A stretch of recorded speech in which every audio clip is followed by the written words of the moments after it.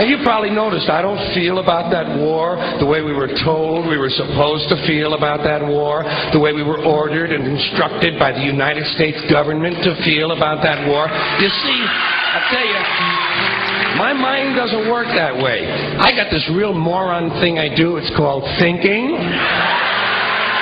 And I'm not a very good American because I like to form my own opinions. I don't just roll over when I'm told to. Sad to say, most Americans just roll over on command. Not me.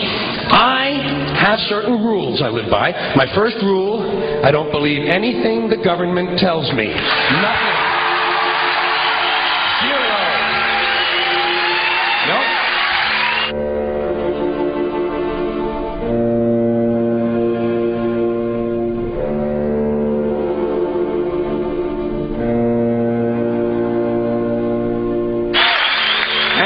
Take very seriously the media or the press in this country, who in the case of the Persian Gulf War were nothing more than unpaid employees of the Department of Defense, and who most of the time function as kind of an unofficial public relations agency for the United States government. So I don't listen to them. I don't really believe in my country, and I gotta tell you folks, I don't get all choked up about yellow ribbons and American flags. Now, to balance the scale, I'd like to talk about some things that bring us together.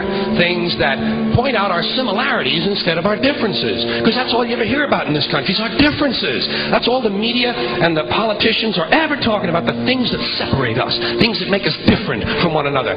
That's the way the ruling class operates in any society. They try to divide the rest of the people. They keep the lower and the middle classes fighting with each other so that they, the rich, can run off with all the fucking money. Fairly simple thing, happens to work.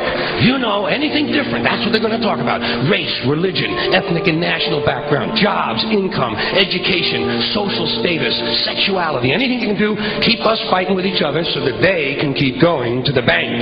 You know how I describe the economic and social classes in this country? The upper class keeps all of the money, pays none of the taxes. The middle class pays all of the taxes, does all of the work. The poor are there just to scare the shit out of the middle class. Keep them showing up at those jobs. Politicians know that word. They use it on you. Politicians have traditionally hidden behind three things: the flag, the Bible, and children. No child left behind. No child left behind. Oh, really? Well, it wasn't long ago you were talking about giving kids a head start. Head start? Left behind? Someone's losing fucking ground here. But there's a reason. There's a reason. There's a reason for this. There's a reason education sucks, and it's the same reason that it will never, ever, ever be fixed. It's never going to get any better. Don't look for it. Be happy with what you got. Because the owners of this country don't want that. I'm talking about the real owners now. The big, the wealthy, the real owners, the big wealthy business interests that control things and make all the important decisions.